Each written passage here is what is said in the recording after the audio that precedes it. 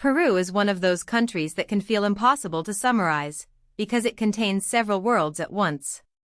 It is a Pacific nation, an Andean nation, and an Amazonian nation, all within the same borders. Officially called the Republic of Peru, it sits on the western side of South America, bordered by Ecuador and Colombia to the north, Brazil to the east, Bolivia to the southeast, Chile to the south, and the Pacific Ocean along its coast. With more than 32 million people and a territory of over 1.28 million square kilometers, Peru is the third largest country in South America. Its capital, Lima, is not only the country's largest city, but also a political, economic, and cultural center that has shaped the region for centuries. The first key to understanding Peru is geography. The country is often described in three broad zones: the coast, the mountains, and the jungle. Along the Pacific, Peru has dry coastal plains where some areas receive very little rainfall. Yet these seemingly harsh landscapes supported ancient settlements thanks to river valleys flowing down from the Andes. Moving inland, the Andes Mountains rise dramatically, forming one of the defining backbones of the country. These highlands shaped transportation, agriculture, identity, and politics. Farther east, the landscape drops into the Amazon basin, a vast tropical rainforest connected to one of the world's great river systems. This geography is not just scenery, it has influenced where people live, what they grow, how they trade, and how communities relate to the state.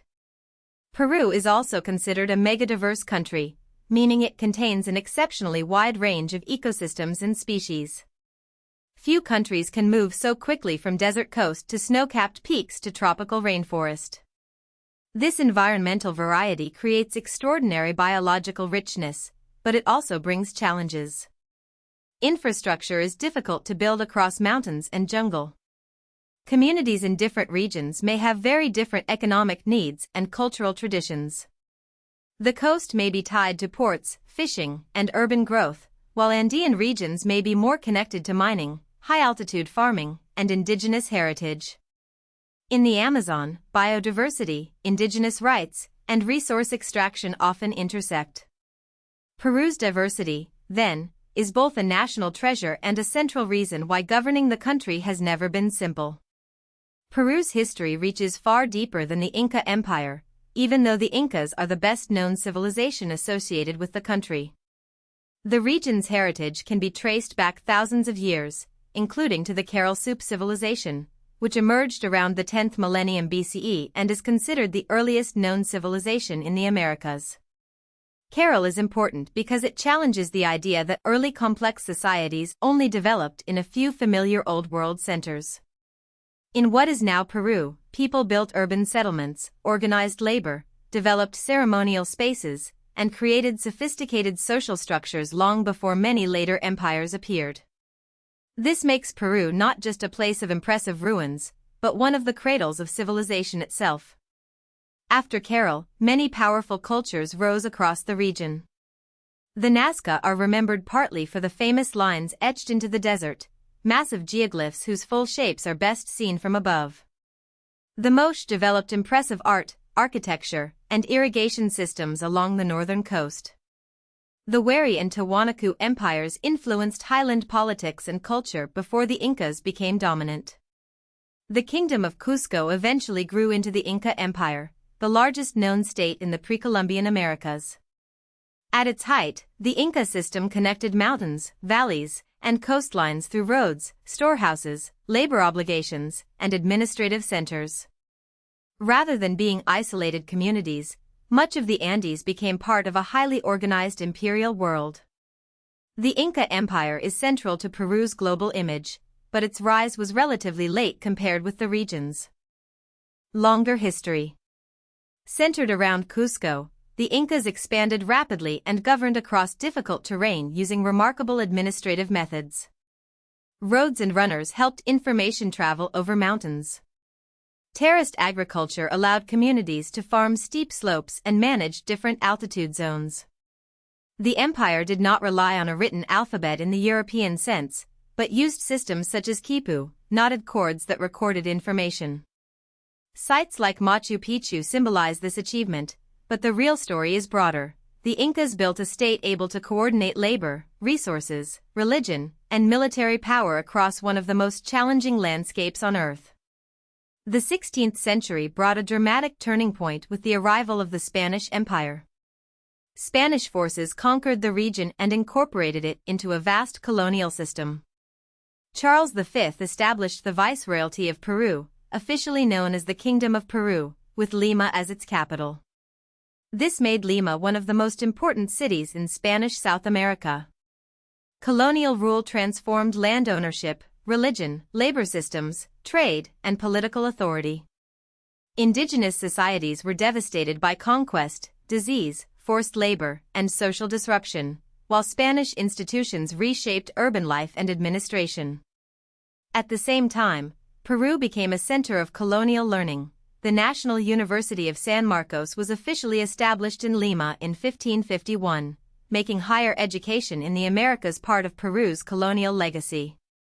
Peru formally proclaimed independence from Spain in 1821, but independence was not completed in a single moment. It emerged through military campaigns connected to broader South American liberation movements. Figures such as José de San Martín, Simón Bolívar, and Bernardo O'Higgins were part of the regional struggle against Spanish rule. The decisive Battle of Ayacucho in 1824 effectively completed Peru's independence. But becoming independent did not immediately create political stability.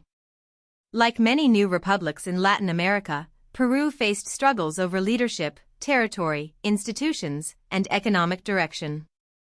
The colonial order had been broken, but building a durable national state across coast, highlands, and jungle remained an enormous challenge.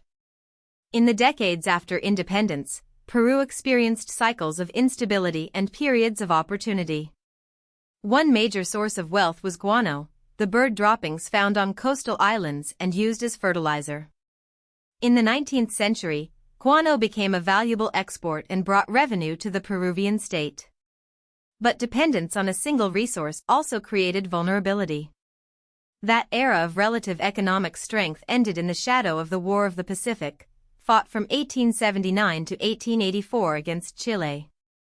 The war had lasting consequences for Peru, including territorial loss, economic damage, and national trauma. It showed how resource wealth, regional rivalries, and weak institutions could collide in ways that reshaped a country's future.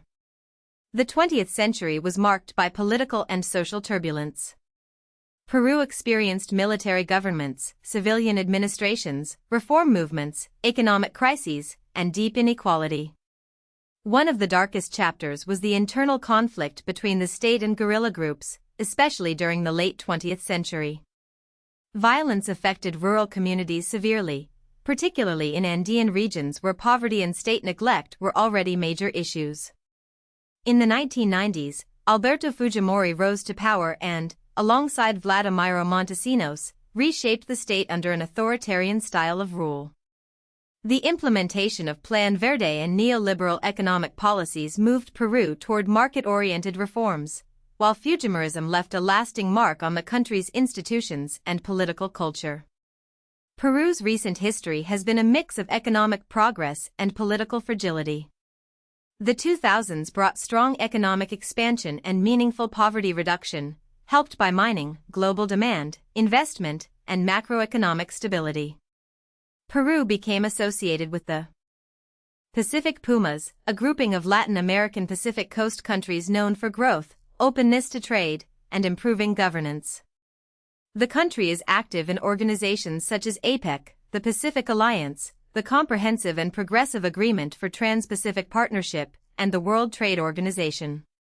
Yet the following decade exposed persistent vulnerabilities. Conflict between political institutions, public distrust, inequality, and the shock of COVID-19 contributed to deep instability, including the unrest that began in 2022.